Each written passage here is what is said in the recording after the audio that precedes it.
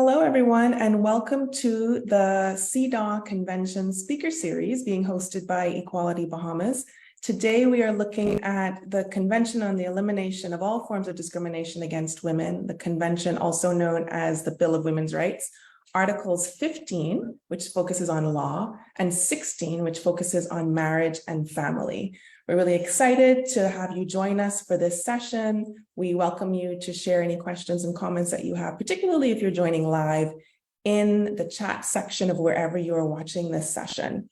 We remind everyone who is joining us live that we are a pro-woman, pro-LGBTQ+, pro-migrant, pro-Black, pro-brown space. We don't tolerate any form of misogyny, homophobia, any kind of xenophobia. None of that will be tolerated. We operate on a zero tolerance policy. So if there's any of that that's displayed in any speech or text, you will be immediately removed, and we encourage you to watch the recording if you are bumped from this session. Now I would like to invite Marian Bethel, our very own lawyer, women's rights advocate, and member of the CEDAW Committee, to introduce our speaker. We're really fortunate to be working so closely with Marian Bethel, who has made these connections and made this entire series possible, in addition to so much more of Equality Bahamas' work through her support and continual hard work. So turning over to Marian Bethel to introduce our lead discussant for today. Absolutely. Thank you so much, Lacey, and thank you so much to Equality Bahamas for just championing the women's rights and the LGBTQI plus rights in the Bahamas. I am really honored to be a part of this really groundbreaking association, feminist association. And so it is my pleasure this morning. Good morning from the Bahamas, and good afternoon to our special guest in Israel, and good evening to everybody all over the world. It is really my honor and pleasure to introduce Professor Ruth Halperin-Kaddari. I met Ruth in 2017, February, on the CEDAW Committee. She was one of the exemplary members of the CEDAW Committee, just very fierce and committed to the work of the CEDAW Committee. And I learned so much from Ruth in the 2 years that I spent there before she left the CEDAW. Expert on Articles 15 and 16, family law, and just an amazing CEDAW member who raised the bar very high for all of us newbies who came on in 2017 to just follow her example of just incredible research and activism around CEDAW and women's rights. And so Professor Ruth Halperin-Kaddari is a professor of law, a graduate of Yale Law School, and founding academic director of the Rachman Center at Bar Ilan University, Israel. Ruth Halperin-Kaddari is a family law expert in both the civil legal system and the traditional Jewish law, and has served 3 times as a member, twice as vice president of the UN CEDAW. And she publishes on family law in Israel, international human rights, family law, feminism, and halacha, and international women's rights. Her book on women in Israel was published by the University of Pennsylvania Press, and she co-edited the 2nd edition of the CEDAW Commentary, which was recently published in 2023 by Oxford University Press. She is a recipient of numerous national and international grants and prizes. Ruth Kaddari was named on Apolitical's 100 most influential people in gender policy around the world. She is a Council of Europe expert, a member of the advisory board to the Global Governance Forum, a renowned speaker and academic, as well as in professional forums, and has served on several occasions as an expert witness on Israeli family law in international tribunals. During her term on the CEDAW Committee, she led the successful adoption in 2013 of a new general recommendation on economic consequences of family relations and their dissolution, and have conducted in 2018 the inquiry into Northern Ireland's restrictive abortion regime, which led in October 2019 to the decriminalization of abortion in Northern Ireland and an unprecedented move in international human rights law. So this 2018 inquiry that Ruth was a part of has had a groundbreaking inquiry in regard to the issue of restrictive abortion in Northern Ireland, and it has resonance around the world and huge consequences for many countries. And so I welcome Professor Ruth Halperin-Kaddari to this session and thank her so much for taking the time to be here with us. Ruth? Thank you so much, Marian. I'm really very, very moved by this warm introduction. Sorry, I just there was a notification that the recording stopped. So I don't know, Alicia. I think actually we lost Alicia, right? Yes, and here she's back again. Okay, I see we're having some technical issues this afternoon or this morning for you. Anyway, Marian, thank you. It's really a pleasure to be part of your such important work in the Bahamas, and I really miss you. I miss the committee, and I miss our friendship and our collaboration. But I'm glad that we have this opportunity to get together, even if remotely, and to promote women's rights for the sake of everybody. And thank you, Alicia, for inviting me. I congratulate your work on this particular series of CEDAW presentations, and also on your work during the dialogue with the committee, which, as you reminded me before we started the session, I was actually part of the group that engaged with the delegation in the most recent dialogue in 2018, and I did go back now to look at some of the issues when preparing for this presentation. So without further ado, I will start sharing my slides, and I'll just put it in a slide mode. Yes. Can you just indicate whether you see this? Yes, anybody? Yeah. Okay. Thank you. Yes. Thank you very much. Okay. So I was asked to talk about both Articles 15 and 16. And I think that it is no secret that there is not a lot of jurisprudence by the committee on Article 15. It's usually been quote unquote swallowed into Article 16. Let's go quickly over the text itself of both Articles 15 and 16. So Article 15 is the one which guarantees simply equality under the law, with no distinction on the basis of sex or gender. So states parties shall accord to women equality with men before the law, and they shall accord to women in civil matters legal capacity identical to that of the men, including opportunities to exercise that capacity. In particular, the rights to conclude contracts, all civil matters, contracts, property, acquisition and administration of property, and equality before courts, in judicial proceedings, legal proceedings, and the rest is actually just a delineation of these basic principles. And then the last point is the freedom of movement and the right to choose residency and domicile, because that was really very much discriminatory against women under common law.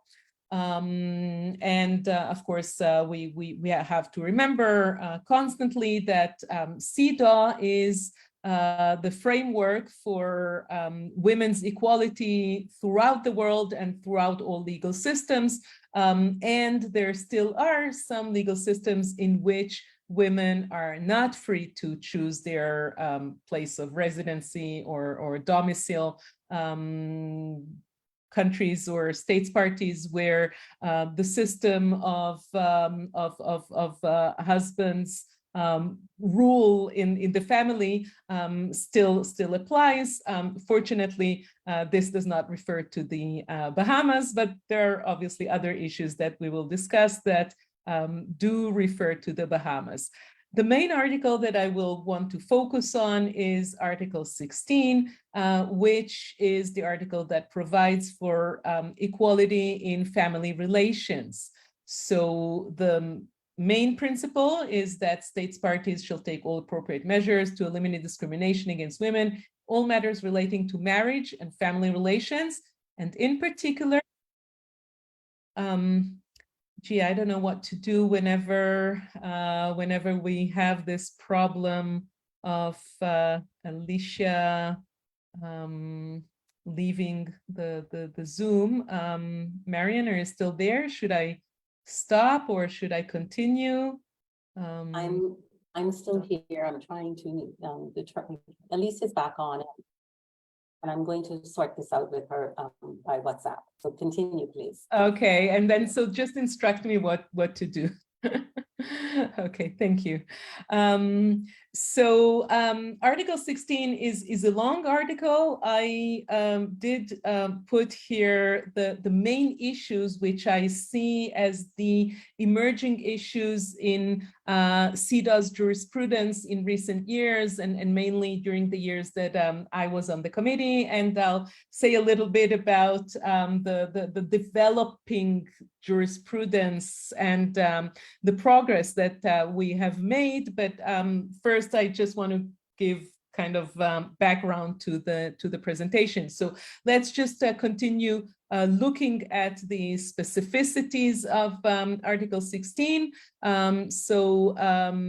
Subsection D, states parties should guarantee the same rights and responsibilities to women and men as parents, irrespective of their marital status, in matters relating to their children, and in all cases, obviously, the interest of the children shall be paramount. This, of course, corresponds with the CRC, the Convention on the Rights of the Child, principles about the best interest of the child being the guiding principle in all matters relating to parents and children.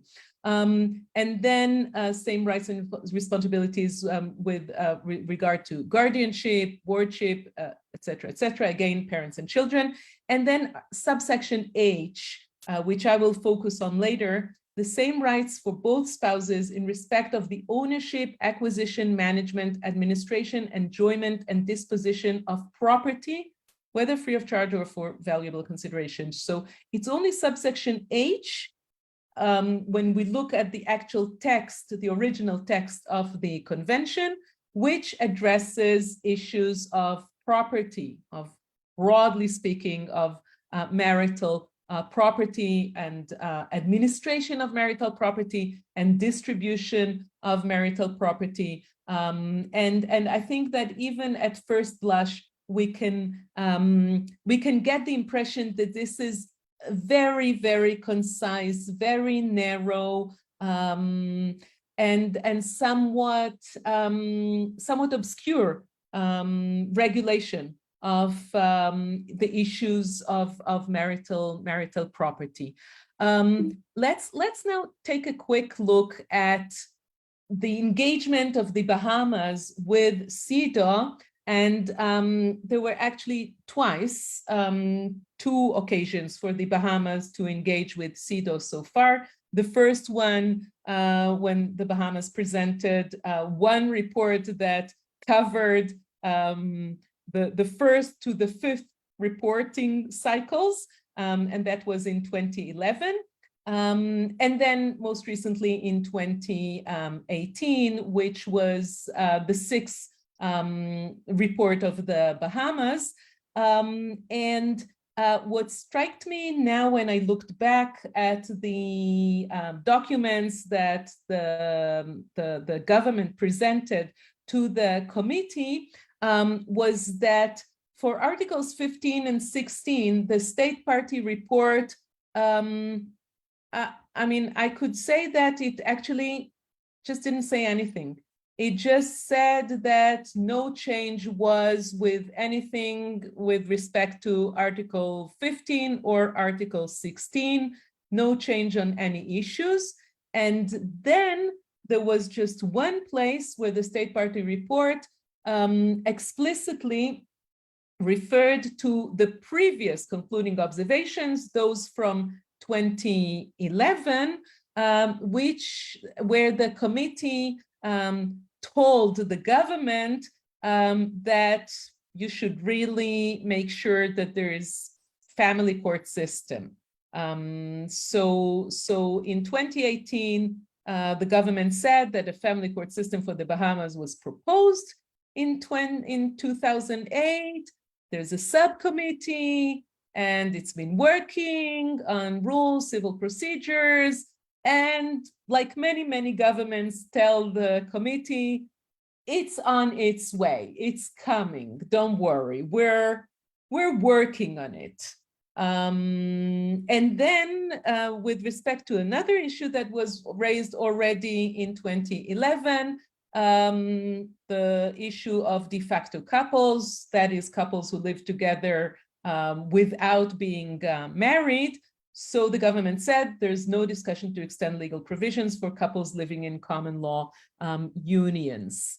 So that was the background for the official Bahamas dialogue with CEDAW in 2018.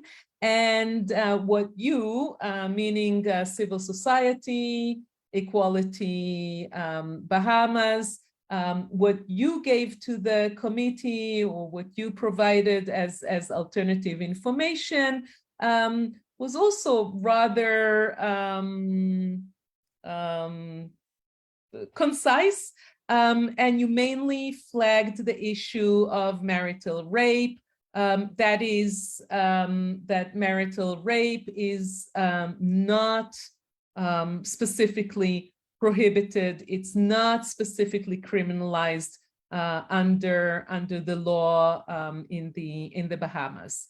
So again, that's the background, and that calls for a lot to do. Let's take a look at the issues that the committee did raise for the government at the end of the dialogue, meaning the concluding observations in 2018. And what I'll want to do then is to look at the issues that were not discussed, the issues that could be and probably should be discussed, and maybe afterwards we can open the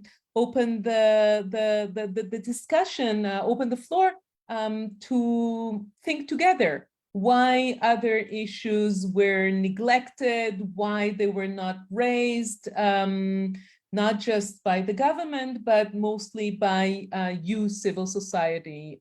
Because I'll already say it now, I am a strong believer in the role of civil society in these engagements with treaty bodies, with human rights committees. I think there's huge potential and a huge responsibility on civil society to take during these cycles of engaging with treaty bodies, and I think that such sessions as you organize now are extremely important, not just to raise awareness, but also to raise knowledge, how to utilize your role, because just as I said, there are gaps in what was discussed during the dialogue, what was not discussed and could have been discussed and should have been discussed.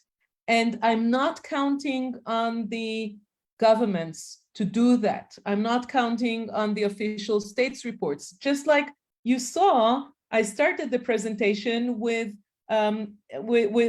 saying that the state report was in fact, completely silent on issues of Articles 15 and 16, as if there are no problems at all.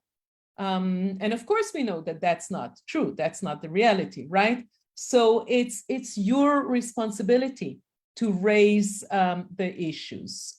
So let's look at what came out at the end of the discussion. So the first paragraph, number 45, is the paragraph that we call concerns, and then paragraph 46 is the paragraph that we call recommendations. So what were the concerns? And I highlighted in bold the themes that the committee was concerned with. First of all, that Section 50 of the Marriage Act provides for a minimum marriage age of 15 years and allows for exceptions to be granted for marriages involving those as young as 13 to 15 years of age. And another issue was that there still are no legal provisions governing de facto unions, which may deny women protection and redress in cases of separation. Number 3 is that there's little progress in the creation of unified court system and establishment of a family court. And the fourth concern was that mothers still carry disproportionate burden of caring for children, and there's no enforcement mechanism for the payment of child maintenance or child support. And the recommendations usually mirror the concerns. So each of the subsections of paragraph 46 has a specific recommendation relating to the issues that were raised in the concerns. So you should enforce the application of the minimum age of marriage of 18 in law and in practice without exception, that there should be regulations protecting women in de facto unions, that there should be family court, unified family court system, and everything that has to do with parents and children, with focus on ensuring that single mothers receive child support payments in timely manner. No mention here of the issue of marital rape, but this was probably raised under Article 5 of domestic violence. And it's very often that the committee juggles between Article 5 and the addressing of domestic violence under Article 5 and the paragraphs that relate to gender-based violence against women, and the issues that are more relevant to Article 16, which is equality in family relations. And I'll say a little bit about that also later.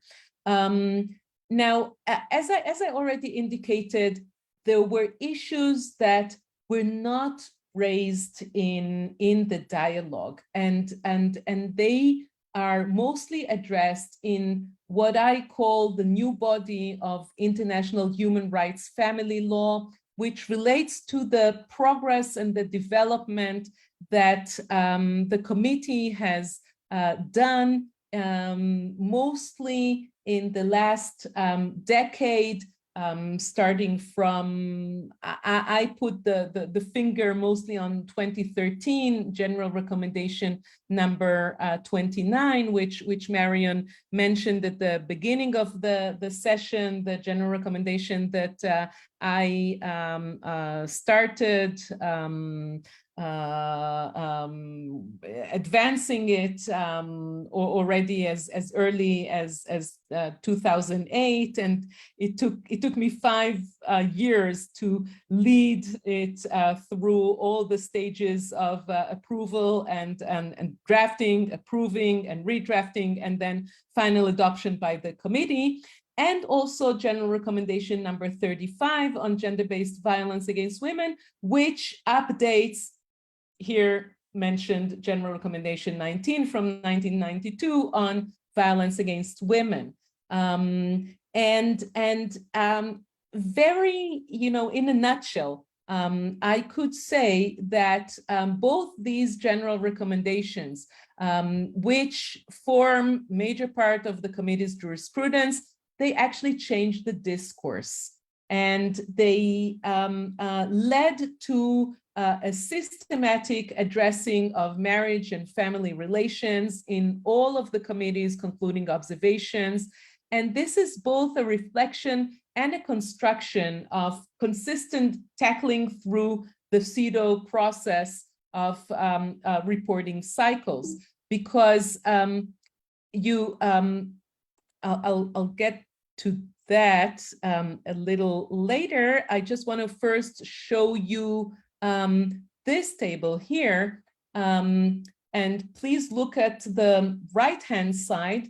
The table under the title of Separate Concluding Observation on Family Relations, you can see here that, oh, sorry, I want to go back. Where is it? Okay, here it is. You can see here that before 2013, there was an inconsistent addressing or lack of addressing of family relations, so that, for example, in 2010, in only 3/4 of the dialogues during that year, there was, in fact, any addressing of family relations in the concluding observations. In other words, the issue of family relations and equality in the family was not even addressed in the concluding observation. And this, in my view, is a very problematic omission. And there's actually a reason for that. It's the reason is there are several reasons for that. One of them is, in fact, very mundane or pragmatic, and that is the fact that the dialogue goes according to the order of the articles. And the issue of family is addressed in the very last article, which is namely Article 16. And that's always at the end of the day when everybody is very tired and wants to go home. And as strange as this sounds, this really leads to very often not enough time and not enough energy to tackle the very, very complex and sometimes complicated and intricate issues that are under the title of equality in the family. And that leads me to the second reason, which is also quite pragmatic and just realistic, and that is that Article 16 is very legalistic. And very often, just like we saw with the State Party report of the Bahamas, the reports, the government simply do not report on that article. They don't go into the nitty-gritty of family law, domestic relations law, child support, child custody, property relations, hugely intricate and sophisticated.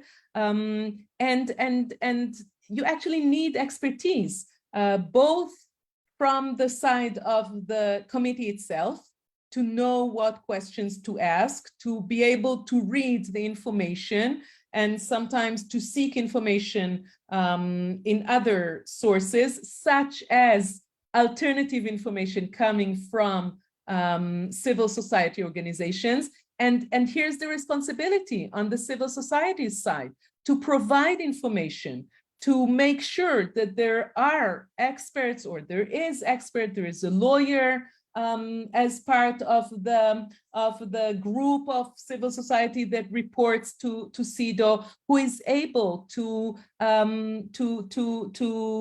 describe this very complex field of law, so that the committee knows what questions to ask and understand the information that is being provided and formulate very accurate concluding observations.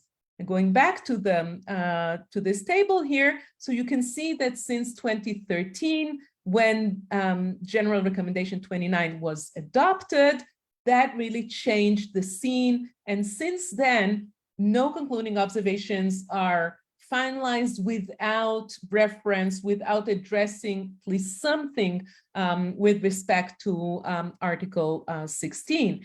And the issue of marital property or property relations, that's this table here.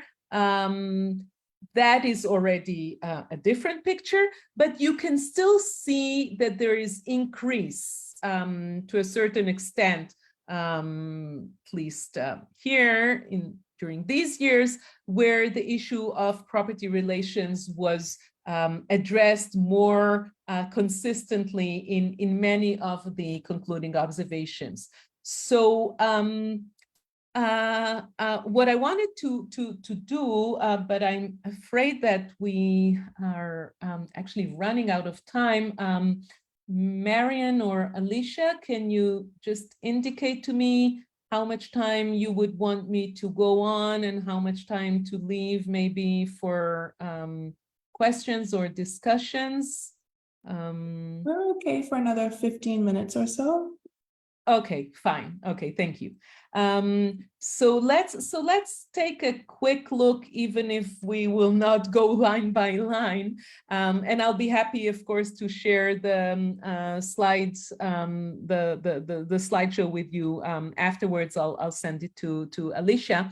I just put here the salient features of General Recommendations 29 and 35 so that their essence and their significance can be really appreciated.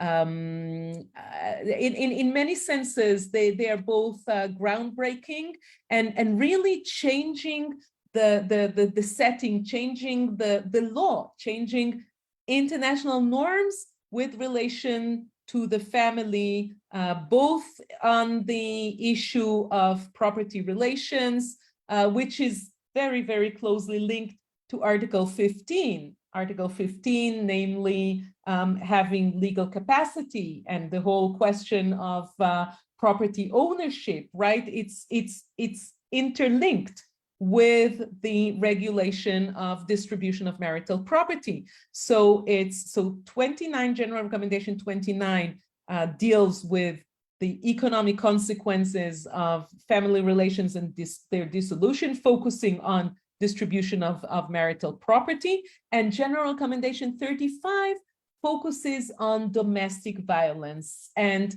has a lot in it in the way that domestic violence is regulated, or rather how the state party should address domestic violence, also under the whole mechanism or the whole field of family law. So General Recommendation 29, the guiding principle is to achieve formal as well as substantive egalitarian regime under which the economic benefits and costs of family relations and the economic consequences of their dissolution are borne equally. And that really tackles the core of the discriminatory arrangements of economic consequences of marriage for women. The fact that men and women, when leaving their relationships in which they had shared both the burden of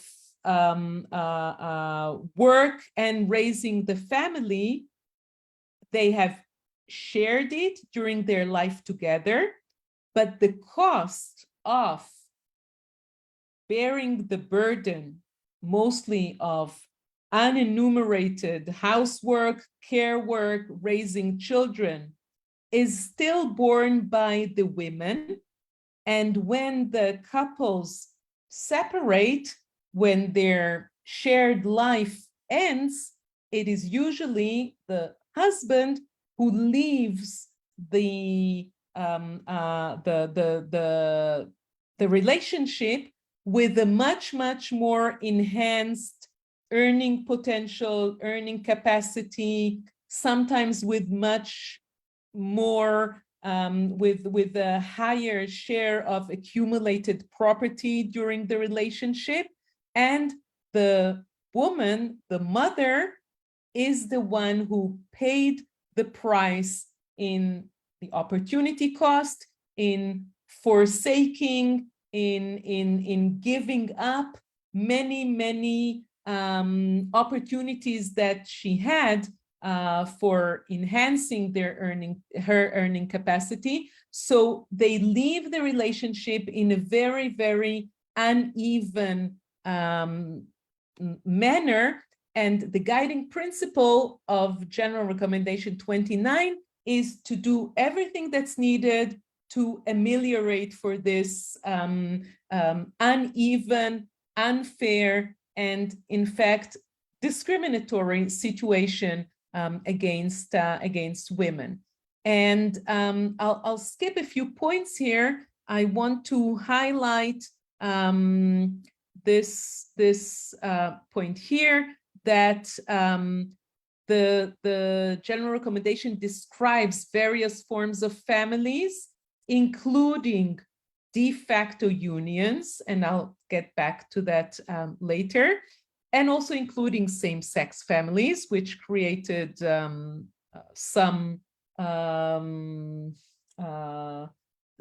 disagreement within the committee, and so we eventually adopted a very fine language that everybody could live with, so that it was adopted in consensus. It goes into detailed analysis and provisions of economic consequences, including grounds for divorce, and introduces such new concepts as human capital, increased earning capacity, just what I talked about a minute ago. And then General Recommendation 35. Again, the guiding principle is the woman's right to a life free from violence, and its interdependence with other human rights. I just want to get to this last section here, paragraph 40, which says that perpetrators or alleged perpetrators' rights or claims during and after judicial proceedings, including with respect to property, privacy, child custody, access, contact, visitation, should be determined in the light of women's and children's human rights to life and physical, sexual, and psychological integrity, and guided by the principle of the best interest of the child.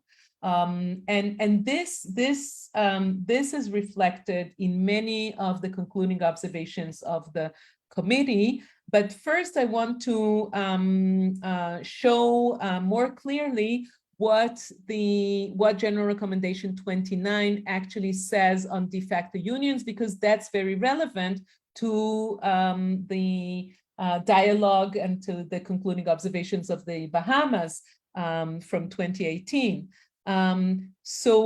Maybe we should should go right to Article 31, which says, in states parties where such unions exist, and with regard to those relationships in which neither partner is married to another person or is in a registered partnership with another person, the committee recommends that the state party considers the situation of women in these unions and of the children resulting from them, and takes the necessary measures to ensure the protection of their economic rights.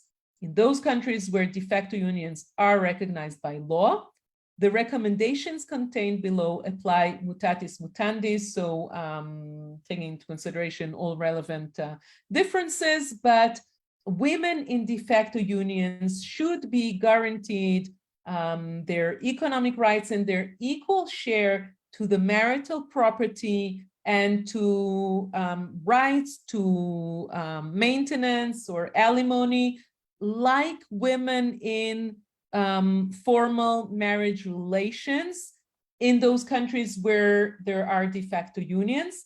And that goes to the Bahamas because as we understood both from the report and during the dialogue, and I remember very precisely that the report, for example, did include reference to the fact that women in de facto unions can get protection order, for example, in situations of domestic violence. So in other words, the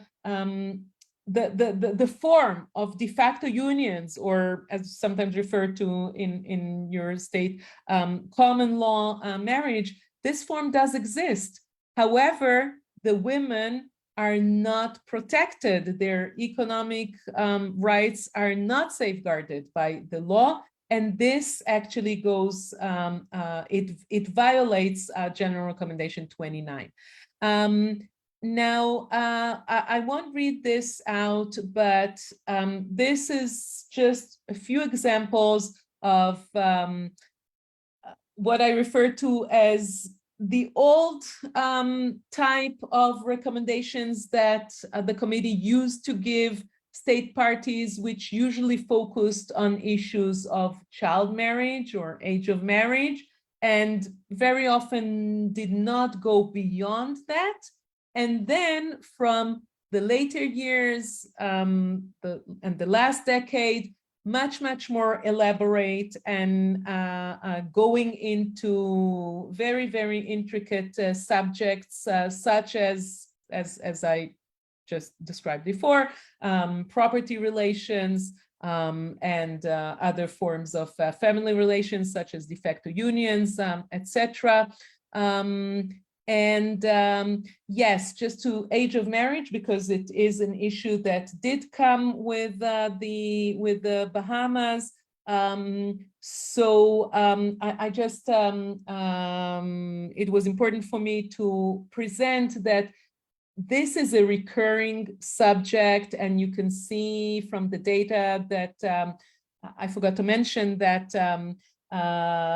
within this new edition of the second edition of the CEDAW commentary, which, as Marian mentioned before, I had the privilege of co-editing together with Patricia Schultz. I believe that she was one of the first speakers in this CEDAW series. I wrote the chapter on Article 16, and I did some empirical research counting all the general recommendations, breaking them into topics, into subjects, subject matters, and subtopics. And so one of the findings, which is relevant for us now, is that within a period of 6 years, spanning between 2010 to 2019, I took every other year during these years, out of 138 sets of concluding observations, the issue of age of marriage was dealt with in more than 101 concluding observations. So this is a very high rate, high percentage. So it's really a topic that preoccupies and that just shows that it's still a very problematic phenomena, persistent throughout the universe. And that's the reason for it being a specific target 5.3 within the SDGs, under the heading of eliminating all harmful practices such as child, early and forced marriage, and female genital mutilation. And the same goes to the general recommendation, the joint general recommendation that CEDAW had with the CRC in 2014 on harmful practices. And it was the subject of another inquiry of CEDAW into bride kidnapping in Kyrgyzstan in 2018. So it's really a big issue. And I think I'll finish here and maybe leave time now for some discussion or questions. So I will stop the sharing. And as I said, Alicia, I'll be happy to send you the slideshow. Thank you so much. We'll definitely make that available in our drive along with the other slides by our excellent expert presenters throughout this series. Thank you so much, Ruth, for this excellent presentation. I think you've brought up so many of the issues that we're working on here at Equality Bahamas and issues that have been featured in the news in recent years and definitely in some cases in recent months. There are so many questions that I have for you about what you presented, and I want to sort of prepare those who are joining us live. If you have any questions, now is the time. We have about 20 minutes for you to be able to participate in the conversation, to share your thoughts, your questions, your ideas, your challenges, anything that you're thinking about CEDAW as a convention, as well as the committee and how it uses the information provided by the state as well as by non-governmental organizations to make strong recommendations to move us toward gender equality and certainly gender justice. You can do that by unmuting once you raise your hand and let us know you want to speak, and we'll call on you, or you can use the chat.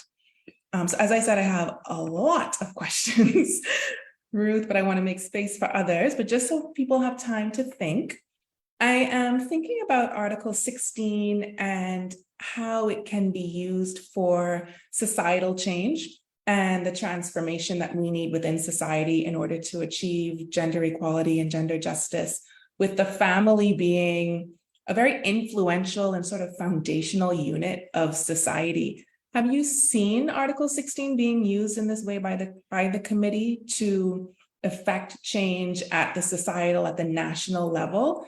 And I'm thinking also in particular about its connections with Article 5 that call for the state to participate in this ridding of gender stereotypes. Exactly. I think you already have the answer in your questions, because I view Article 16 as the one that addresses the legal regulation of the family. And what you refer to is really more the question of stereotyping and changing stereotypes and doing a lot of work that's needed throughout the world in each and every country to eliminate gender-based stereotypes that are deeply rooted and entrenched in stereotypical perceptions of gender roles within the family being the core of society, the basic building block of society. But Article 16 and Article 5 go hand in hand in this respect, and you cannot do any societal work to change stereotypes and to mobilize society into a more egalitarian perception of parental roles and other gender roles within the family. You cannot do that if the legal regulation of the family is still based on conservative small c and traditional perception of the family. So if, for instance, the law, the marital property regime is one of separation of property and not of sharing property, and it does not take into consideration non-financial contributions of the work, the unpaid work and the care work that the woman does throughout the life together. Then it's not possible to uproot the traditional and the conservative stereotypes that the society still holds on to. And the same goes to each and every part of the legal regulation of the family. Thank you. I see that Marian has a question in the chat, and I'm only calling her name because I have her permission. So if you use the chat, don't worry, I won't call your name. I'm only calling Marian's. Ruth, can you tell us a little bit about parental alienation syndrome and its impact on women's rights? Yeah, so this is one of the most problematic and very, very difficult issues that all of us feminists, activists, and law professors throughout many, many countries, as well as the committee is facing in recent years, and it's been the subject of the most recent thematic report of the Special Rapporteur on violence against women, its causes and its consequences, Reem Al-Salem. She just presented her report when it was in May or June, just this past June, to the General Assembly. And I did have it, it's in the last two slides of the presentation, so you can, actually we can, maybe I'll go back to sharing and I'll just point to that. Yeah, okay, where is it?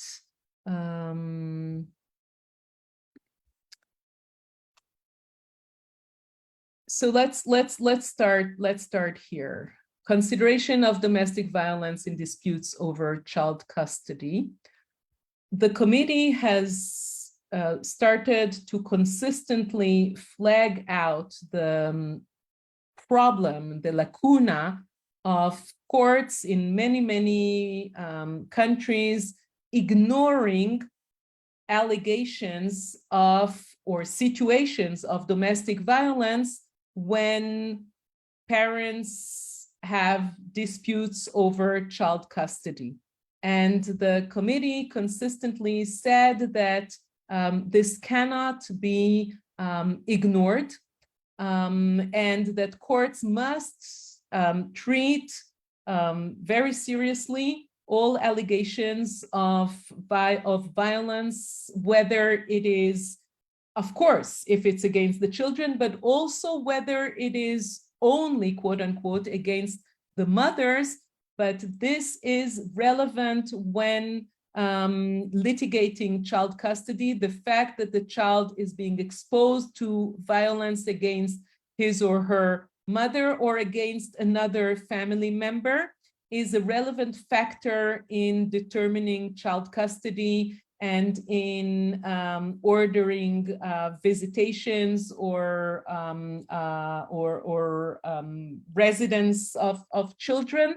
And the committee also cautioned against shared physical custody because the committee became aware of the trend in many countries to prefer shared custody as a default rule, without taking into consideration situations of violence which pose risk to children, even if they are only exposed to the violence and it is not directed against them.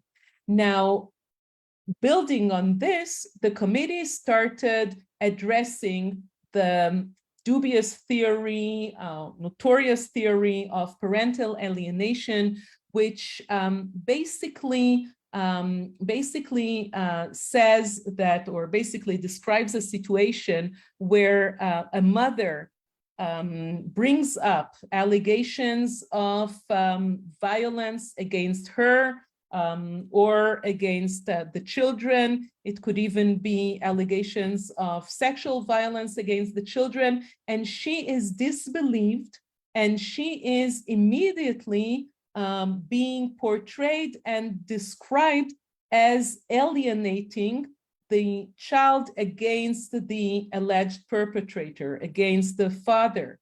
So parental alienation theory, which is based on theory of notorious Dr. Richard Gardner, an American psychiatrist who operated in the 90s, invented this theory in the early 90s. He also served as a lawyer or as an expert witness against men who had been accused by their wives, the mothers of the children, being accused of child abuse and of child sexual abuse. And he invented this theory which turns around the allegations and makes the victim, the mother, makes her guilty of trying to alienate the child against the father as a form of vindictiveness or just trying to get even with the man who deserted her. That's how Gardner described the situation. The problem is that even though this theory had never been accepted by the authoritative professional organizations, neither the World Health Organization nor the American Psychiatrist Society, the one that's responsible for issuing the DSM, the classification of disease, of psychiatrist disease. So this theory had never been accepted and had never been viewed as scientifically validated. It did gain and still does gain a lot of support among obviously men's organizations, but also amongst many jurists and many courts in many parts of the world, and even some legislators. Again, this is, well, we don't have time to go into that. It's a subject for a presentation, a separate presentation in itself. But I'm very, very glad that the committee understood that this is an emerging threat, a very, very serious threat for women's rights, for women as mothers, in this area of family relations, and more broadly speaking, as a form of violence against women. And the committee started asking questions about that and expressing its view to relevant countries where this problem is more serious than in other countries. Thank you. I can definitely see where we can have a session that's dedicated just to this topic. This is such a, I think, unfortunately familiar sort of scenario for a lot of people. Do we have anyone else have any questions or comments to add here? I hope that you are thinking. I'm sure usually in these sessions, people spend a lot of time sort of digesting the information, because although we've heard about the convention, it's very new to be looking at it article by article and thinking about its application to our national context. At Equality Bahamas, we've been doing quite a bit of work focused on parents, parental leave, and in particular, maternity leave. So I'm thinking a lot about Article 16, sections D as well as E. So D is saying the same rights and responsibilities as parents, irrespective of their marital status in matters relating to their children. In all cases, the interests of the children shall be paramount. So I'm wondering, do you see Article 16D as being a good one or the strongest one to use to support a call for parental leave? It is moving away from just having maternity leave, but having leave for both parents so that there's a sharing of the responsibilities for childcare? Or do you think that there are other articles that are better used for that? Yeah, actually, I think that the articles that are better, a better fit for that would be Article 4, which talks about substantive equality and special temporary measures, but also eliminating stereotypes that have to do with parental roles, and Article 11 that deal with everything that has to do with employment and employment benefits. And I think, if I remember correctly, and you can actually check it in the second edition of the CEDAW commentary. Maybe I'll just hold on for a second. I'm just grabbing it from the shelf behind me. Yeah, okay, you can see this, or because I have this virtual If you put it against virtual your background. face, Okay, but now I think now you can see it. It's huge. It's over 1,000 pages long, but it's extremely useful and has a very, very elaborate index. So you can look at the index and see where we're dealing with it. I think it's under Article 11. Awesome. Asking again if folks have any questions or comments, anything that you're confused about, anything that you need some clarification on. Feel free to use the chat for that or raise your hand. You also talked quite a bit, Ruth, about the burden of care work, and that usually the husband leaves a relationship having what you called an enhanced earning potential, which I really appreciated that phrasing, because wives are in this position where they're taking on the reproductive work, right? The domestic work, the care work, and arguments are made in court that, it was the man who's making all the money and the woman wasn't contributing, because we're not remunerating the work, the unpaid work, the work that's in that sort of informal sector. I don't know, what can we do about this? What does this look like in practice, addressing this issue? What are we calling on states to do here to repair it? So I think that's what really General Recommendation 29 does very well.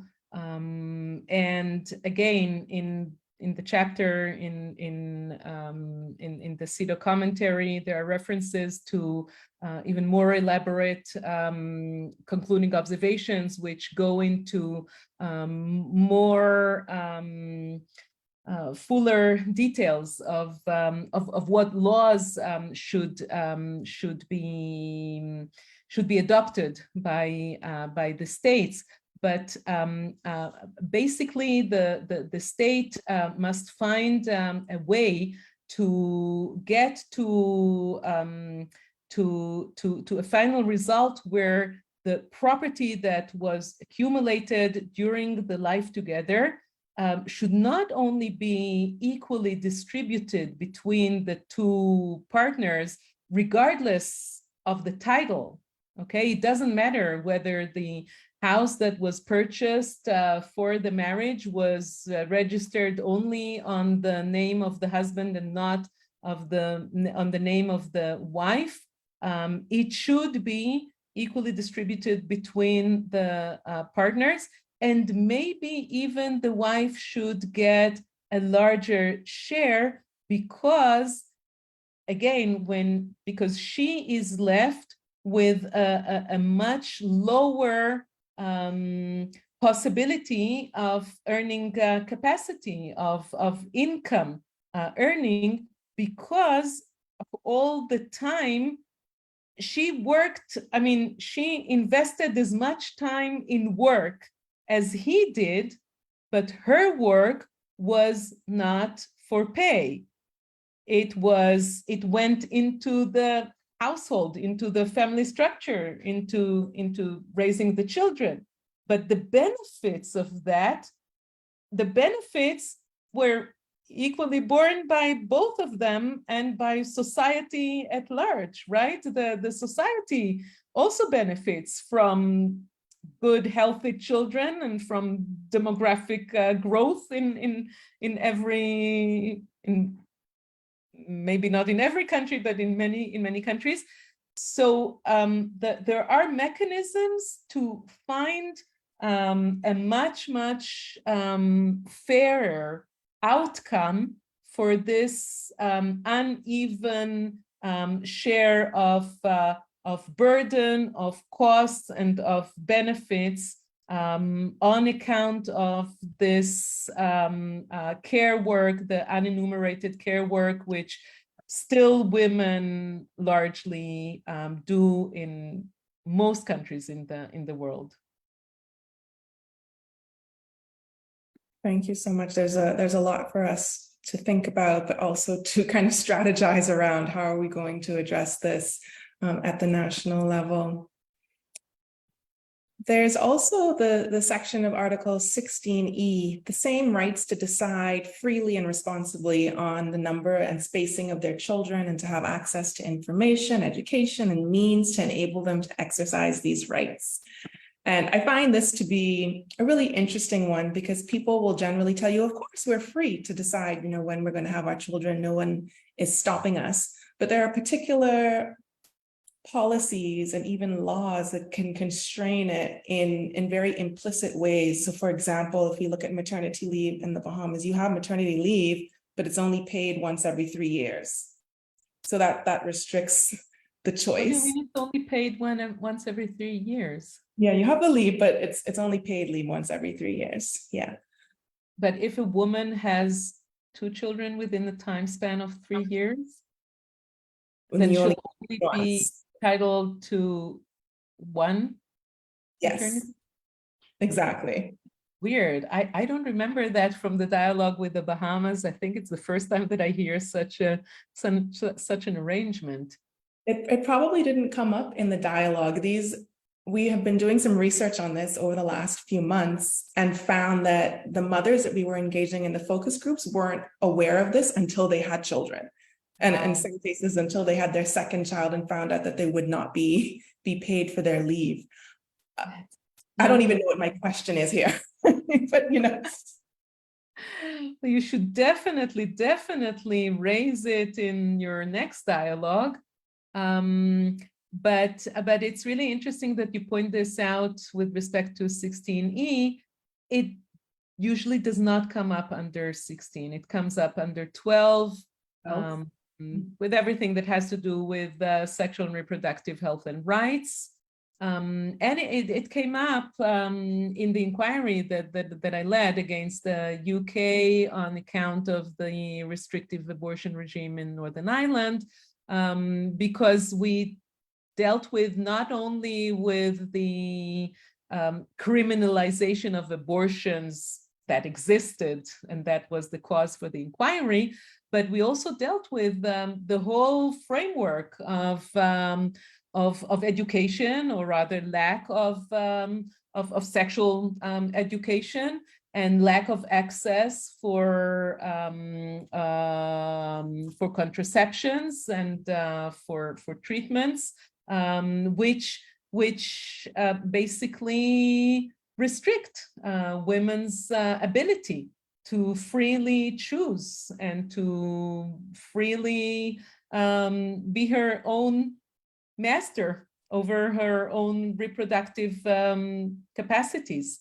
But again, it's so in the inquiry, we indicated that this is a violation of 16E as well, and not just 12. But during the dialogues, the place to raise it is Article 12. Perfect, thank you. This is something that we'll be thinking about quite a bit, particularly as we prepare our shadow report for our next CEDAW review, which we're not quite sure when it will be, maybe next year, maybe the following year, with things being thrown off by the COVID-19 pandemic. Oh, yeah. Mm-hmm. So there's that issue of the paid or not being paid for maternity leave. There's also the restrictions when requesting tubal ligation, where women are generally asked for their partner's permission. And if you don't have a partner, often doctors will suggest, well, maybe when you do get married, your husband might want to have children. So there are different ways that this freedom to choose is restricted, yeah, that we definitely need to address. This is the last call for anyone else who has any questions or comments or points of confusion or contention even to raise. Now is the time. You have a couple of seconds to do that.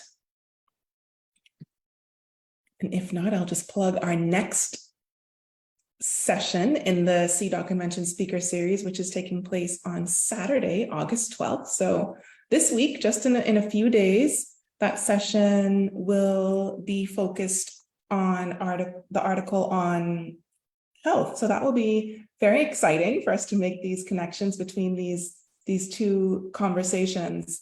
That will be taking place at 10 a.m. the Bahamas time. So for our friends in Jamaica, that's 9 a.m. You can register for that session. I will put it in the chat at tiny.cc/CEDAW12. It's tiny.cc/CEDAW12. You can register for that session. That'll be Saturday, August 12th at 10 a.m. the Bahamas time. And just bringing this session to a close, thank you so much, Ruth, for being here with us, for all of the work that you did to prepare for this session and spending time to create those slides. And I know that many of us will be going through and looking to for lots of time to come. It's just an incredible resource. This recording, everyone, will be available on the Facebook page. It will also be available in the next few days on our YouTube channel. You can find all of our social media channels at Equality242, or you can just search Equality Bahamas and you'll be able to find us on Facebook, Twitter, Instagram, and YouTube. Thank you so much, everyone, for joining us. I hope that you have gotten a lot out of this session and that you'll be thinking about it. Marion is saying, Ruth, thank you so much for this very comprehensive review of Articles 16 and 15. It was excellent. We have a lot to consider for the Bahamas' next appearance before CEDAW. Thank you so much again, Ruth. I hope we will have opportunities to connect again in the future as we continue our work. And as we continue on the path to the 30th anniversary of the Bahamas ratifying CEDAW, the Convention on the Elimination of All Forms of Discrimination Against Women. We will be at 30 years in October. So this is one in a series of sessions to that. Bye-bye. Bye, everyone.